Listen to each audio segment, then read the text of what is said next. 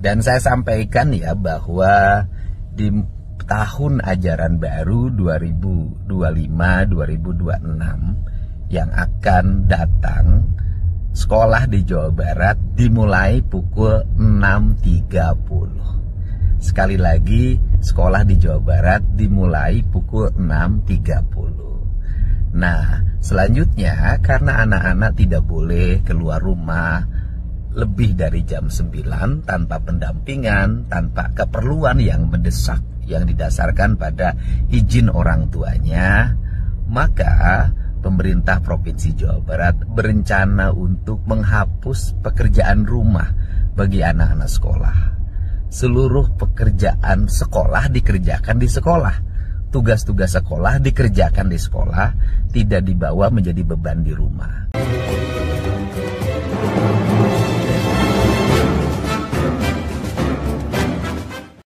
Assalamualaikum warahmatullahi wabarakatuh. Selamat sore, sampurasun. Teman-teman semuanya, bagaimana perasaan Anda? Bagaimana perasaan Anda ketika Anda mendengar statement atau pernyataan dari Gubernur Jawa Barat yang mewajibkan anak-anak masuk sekolah jam 6:30 pagi dan tidak ada PR untuk di rumah? Mungkin sebagian para pengamat itu mengatakan, ngapain sih Kang Deddy Mulyadi ngurusin sampai anak berangkat sekolah sampai pekerjaan rumah yang itu notabene adalah hak prerogatif para guru. Oke, biar tidak gagal paham maksud dari Kang Deddy Mulyadi, kita simak penjelasannya. Yuk. Kenapa sekolah nggak boleh sama saya bikin studi tour? Kenapa? Kasihan, walaupun tidak diwajibkan, anak kita tersiksa. Itu orang pergi piknik, studi tour, kita nggak kebawa, melamun. Hidupnya minder. Daripada anak-anak orang miskin minder, sudahlah yang kalau mau piknik orang kaya sama orang tuanya saja. Jangan ngelibatin sekolah untuk piknik. Bener gak? Ada wisuda harus bayar lagi, harus pakai kebaya baru, baju baru, minder lagi. Kebaya 600.000, Bang Emok lagi. Bener gak? Benar. Habis itu orang tuanya harus ikut. Duit. Di sekolahnya minder harus ngumpulin hadiah buat gurunya. Minder lagi. Sudah, daripada bikin minder gak usah ada wisuda sekalian. Gak usah. Oke. Benar. Outing kelas udah bikin jaket gak usah bikin minder. Udah sekolah fokus saja. Kalau kegiatan orang kaya silakan orang kaya bikin kegiatan dengan keluarganya. Jangan ngajak-ngajak orang miskin. Karena orang miskin nanti tidak bisa ngikutin gayanya orang kaya. Akhirnya banyak anak-anak orang miskin bergaya orang kaya. Motornya nganjuk, HP-nya nganjuk, bajunya nganjuk, hutangnya tidak terbaik, motornya diambil rumahnya disita oleh Bang M. Ayo, setuju? Bener nggak gubernur punya kebijakan, bener nggak? Kedepannya sudahlah, kalau sekolah-sekolah kurang biaya, biarkan kami menambah biayanya dari anggaran negara. Tapi ingat, kalau sekolah sudah membiayai, ibu juga ajarin pada anak-anaknya prihatin. Apa? Apa? Apa? Anak jungkir-jungkiran, nangis, minta uang jajan 20.000. Kalau orang tuanya tidak mampu, jangan diberi. Kenapa? Sekolah yang mahal bukan bayaran. Sekolah yang mahal adalah uang jajan. Benar gak?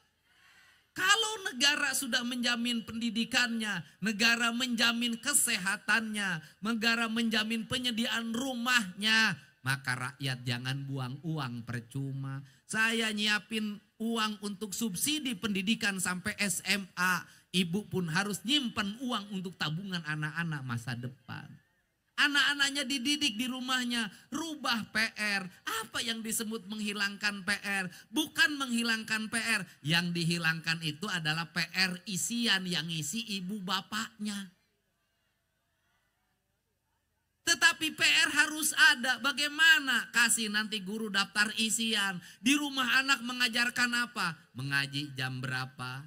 Sholatnya tepat waktu tidak kalau muslim? Suka nyuci piring atau tidak? Bisa masak enggak? Suka ngepel enggak? Bantu ibunya enggak? Bantu ayahnya enggak? Itu yang menjadi catatan. Saya ingin nanti yang naik kelas itu adalah anak-anak kreatif. Anak-anak yang hidupnya prihatin. Anak-anak yang patuh pada orang tuanya. Anak-anak yang bersosialisasi di lingkungannya dengan baik. Anak yang bisa ngurus sampah di rumah. Anak yang tidak membiarkan cucian berantakan di mana-mana. Anak yang di rumahnya sayang sama orang tua. Air matanya jatuh ketika orang tuanya sakit. Kenapa? Karena anak-anak yang berhasil adalah anak-anak yang seperti itu. Benar nggak? Anak-anak yang sukses adalah anak-anak yang punya jiwa cinta pada orang tuanya. Dan anak-anak yang didoakan oleh orang tuanya. Anak yang sukses adalah anak yang prihatin selama perjalanan hidupnya. Dan ibu bapaknya selalu berlinang air mata mengantar kepergian anaknya ke sekolah. Mengantar kepergian anaknya ke tempat praktek. Mengantar kepergian anaknya berkemah. Mengantar kepergian anaknya untuk mencari ilmu di tempat kuliahnya. Dia mengantar dengan penuh lingan air mata. Air mata itu adalah doa yang sebenarnya. Saya ingin anak di Jawa Barat seperti itu. Kenapa saya tegas hari ini? Saya punya data. Yang suka minum ciu rata-rata orangnya nggak punya. Benar nggak? Anak orang kaya narkoba direhab, bapaknya punya duit. Anak orang miskin pakai sabu-sabu monek direhab di mana? Benar nggak? Bener gak? Anak orang kaya bermasalah mentalnya punya psikolog. Anak orang miskin bermasalah boga naon.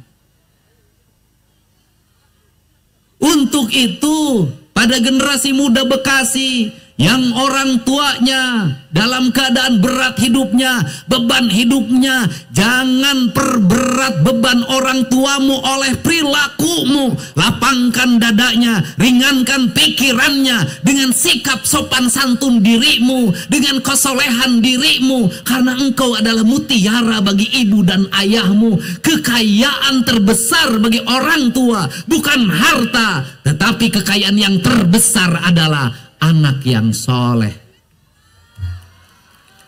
Benar? Kita doain anak kita bikin. Jadi kalau saya membuat kebijakan jam 9 pulang ke rumah, agar tidak terjadi anak Jawa Barat menjadi korban pembacokan, korban pemerkosaan, korban pelecehan, korban narkoba. Tidak boleh ketika malam banyak predator yang memanfaatkan anak-anak kita, dieksploitasi untuk kepentingan ekonomi mereka, dan korbannya adalah anak-anak kita. Setuju? Mantap. Kalau anak kita pakai narkoba, yang kaya siapa? Yang kaya bandar narkoba. Kalau anak kita mabuk ciu, yang kaya siapa? Yang kaya bandar ciu. Kalau anak kita minum eksimer, yang kaya siapa? Yang kaya jaringan eksimer. Ingat, anak-anak kita adalah bagian dari cara para mafia untuk mengumpulkan kekayaan dengan menjadikan objek anak-anak kita. Ngerti? Ngerti? Jadi saya hari ini agak tegas pada anak-anak sekolah, karena saya sayang sama anak-anak Jawa Barat, saya sayang sama anak-anak Bekasi.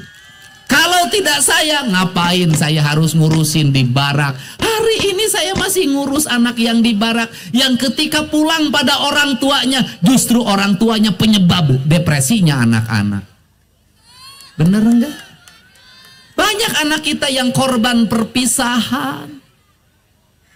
Banyak anak kita yang ayahnya tidak bertanggung jawab.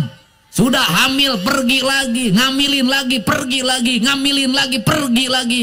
Banyak yang seperti itu. Untuk itu orang tua sekarang jangan melepas anaknya pada cengkraman serigala.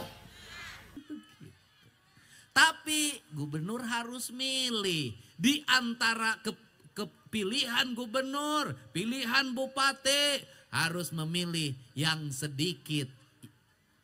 Tetapi harus berpihak pada yang banyak. Mudah-mudahan yang sedikit solusinya ada. Kalau yang banyak kan sudah ada solusinya. Ini cara memimpin. Jadi udah jelas ya, kebijakan yang diambil oleh Kang Deddy Mulyadi itu tidak ada yang sia-sia, tidak ada yang mengandalkan ego pribadi Kang Deddy Mulyadi agar terkenal menonjol atau terkenal dengan gubernur kontennya. Kebijakan yang diambil oleh Kang Deddy Mulyadi sepenuhnya untuk kepentingan masyarakat. Kang Deddy Mulyadi hanya ingin melihat anak-anak Provinsi Jawa Barat menjadi cager, bager, pinter, dan singer. Kebijakan ini diambil based on apa yang hari ini terjadi di masyarakat Provinsi Jawa Barat. Kebijakan hari ini adalah kebijakan yang tepat untuk mengatasi permasalahan anak-anak di Provinsi Jawa Barat. Jadi bagi teman-teman atau para netizen yang budiman di luar Provinsi Jawa Barat, misalnya KPAI, Komnas HAM, DPR RI yang bukan dapil Provinsi Jawa Barat, tidak akan mengerti jika kebijakan ini diambil bukan dari dapil mereka. Oke, hatur nuhun udah menyaksikan, kita kawal terus kebijakan gubernur kesayangan kita. Hatur nuhun, assalamualaikum, sampurasun, bye bye.